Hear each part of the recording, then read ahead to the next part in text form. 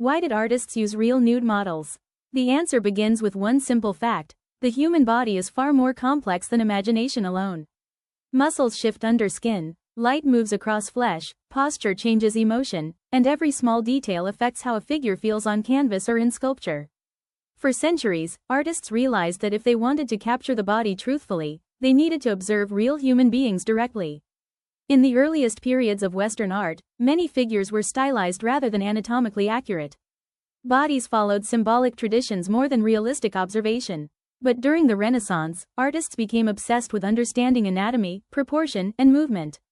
Painters and sculptors wanted the body to feel alive. This transformation changed art forever. Artists like Leonardo da Vinci and Michelangelo studied the human body intensely, sometimes even dissecting corpses in secret to understand muscles and skeletal structure beneath the skin.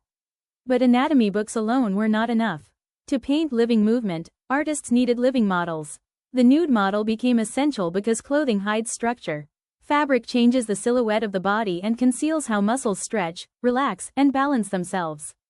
By observing nude models directly, artists could study weight distribution, natural posture, skin texture, and the subtle tension that makes a figure believable. But nude models were not only used for realism. They also helped artists explore emotion. A slight curve of the spine could suggest vulnerability. A raised arm could create strength or drama. The body became a language capable of expressing psychology without words. In classical academies, drawing from nude models became one of the foundations of artistic training. Students spent years sketching the human figure repeatedly, learning proportion, perspective, and anatomical rhythm. Mastering the nude was considered proof of technical skill. The body was treated almost like architecture, something structured, balanced, and mathematically complex. Yet society's relationship with nude models was often deeply contradictory. While artists respected figure study as serious education, public attitudes toward nudity were frequently shaped by religion, morality, and social anxiety.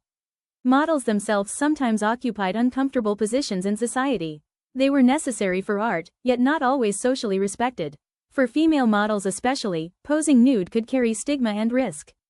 Many came from poor backgrounds and worked under difficult conditions. Despite this, countless masterpieces throughout history depended on their presence. Behind many famous paintings stood anonymous individuals whose bodies shaped the visual language of art itself. Artists also used real models because imagination alone tends to repeat stereotypes. Direct observation forces artists to confront individuality. No two bodies are identical. Real bodies contain asymmetry, imperfection, softness, tension, scars, and subtle variations that give art emotional depth. As modern art evolved, the role of the nude model changed again. Some artists moved away from ideal beauty and became interested in ordinary bodies, aging bodies, vulnerable bodies, or psychologically expressive poses.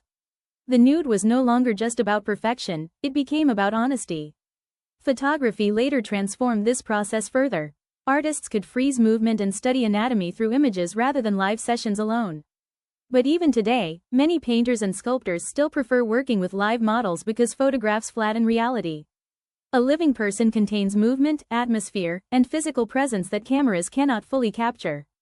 At its core, the use of nude models was never only about nudity. It was about observation, about learning how the body carries emotion, weight, identity, and life itself. Because for artists, the human body was never just an object to copy. It was the most difficult and most revealing subject art had ever known.